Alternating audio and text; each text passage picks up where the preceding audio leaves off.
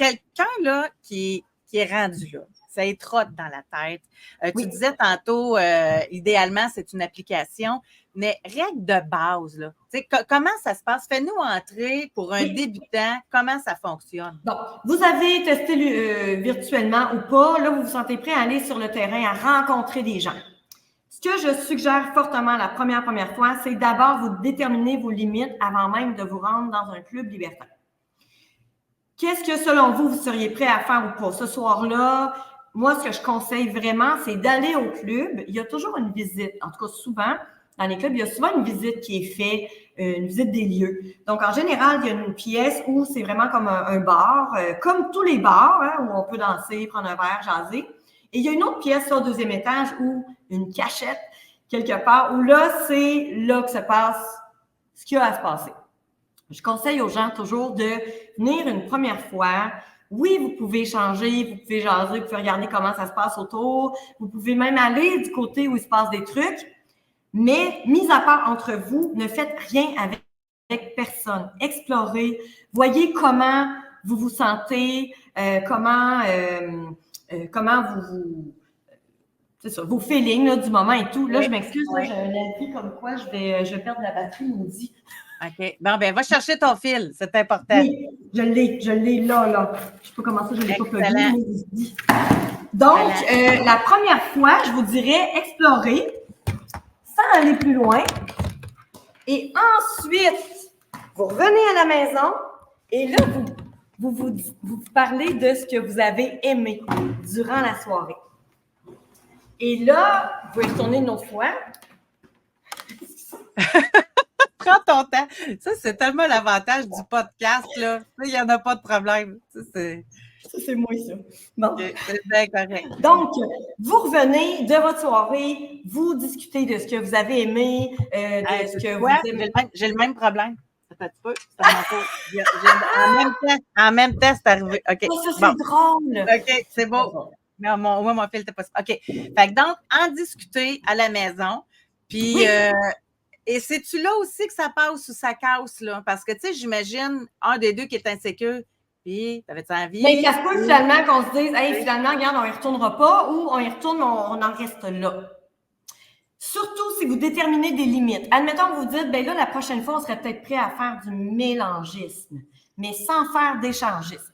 Donc, on va s'amuser, mais il n'y aura pas de relations sexuelles avec d'autres personnes. Mais là, quand tu arrives là, attends un peu, juste avant, là, parce que là, tu disais, il y a la place, au début, tu arrives, puis après ça, il y a la cachette. Mais, tu sais, exemple, dans un club, il peut y avoir sûrement plein de monde. Là. Mettons qu'il y en a une centaine, il ne doit pas y avoir 50 cachettes. Ça veut-tu dire que c'est tout le temps devant du monde? Admettons là, que tu rencontres un couple qui t'intéresse. Là. Tu sais, ça veut-tu dire que c'est devant tout le monde que ça se passe tout le temps? En fait, oui, si vous passez de l'autre côté, en général, c'est pas mal des pièces qui sont... il y a des pièces quand même plus restreintes. Tu sais, il y a des espaces vastes où il y a des orgies ou des trucs qui se passent, là, plusieurs personnes, ou un couple dans un coin, 5 personnes dans l'autre, un autre petit couple dans le coin, une femme seule dans un autre coin. Bon. Mais il y a souvent des petits espaces, des petites chambres ou des trucs où il y a quand même une fenêtre pour la sécurité. Il y a des vigiles aussi. Moi, les clubs où je suis allée, il y a des vigiles aussi qui se promènent. Donc, en général, s'il se passe quelque chose au club, il y a des chances qu'il y a des gens qui puissent voir ce que vous faites. Donc, c'est pas à l'abri des regards. Et il y a beaucoup de voyeurs. Il y a beaucoup de voyeurs. Il y a beaucoup de couples qui vont juste dans le but de ça, là, d'aller voir d'autres couples.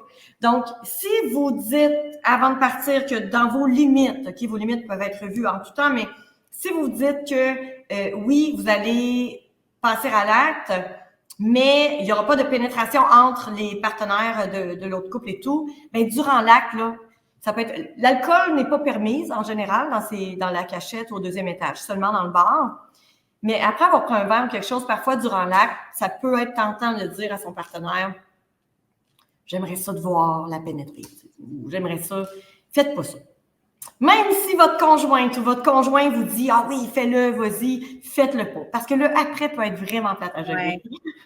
Donc, respectez toujours les limites que vous vous êtes mis avant de partir. Ne les dépassez pas durant l'acte. Faites-le après. On va faire la maison, puis après ça, on décide si on va plus loin. Exactement. Y a-tu un code, admettons, parce que tu disais, il y a plein de places, il y a des gens, ça peut être orgie, etc. Tu sais, j'imagine, c'est pas parce que tu es avec plein de personnes que ça te tente d'être avec tout le monde.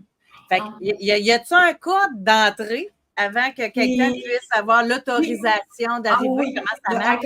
Il n'y a personne qui peut entrer dans la pièce s'il n'y a pas eu comme une invitation là, par le regard ou par un geste clair. La notion de consentement est vraiment mise avant également. C'est super important, là, vraiment. Les hommes seuls sont rarement acceptés dans les clubs libertins, excepté quelques soirs là, précis. Ça a souvent mal viré quand les hommes seuls se présentaient. Là. Ouais, il y a des hommes qui s'en permettaient un petit peu trop. OK. Malheureusement, les bons payent pour, mais il y a des soirées là, fixes où les hommes peuvent en général se présenter. Puis, il y a le dress code aussi. C'est important d'être bien habillé, tu sais, de pas... Ben, pas dans tous les questions. T'arrives habillé comment dans un événement comme ça? Ben, ça dépend. Il y a souvent des thématiques. Donc, c'est une thématique léopard ou thématique black and white ou thématique... tu sais, il y a différentes thématiques. Donc, c'est sûr que il y a toujours... mesdames et messieurs, en fait, peuvent être habillés très sexy, mais classe. Donc, tu peux pas arriver là en espadrille. T'arrives-tu là en déshabillé? T'arrives-tu là? Tu pourrais arriver en déshabillé, mais quand même un peu recouvert, là, tu sais. Ouais, c'est ça. Donc, mais je sais qu'il y a des clubs à Montréal, il y a un club, entre autres, qui, lui, vraiment, là, tu peux arriver là en déshabillé. OK.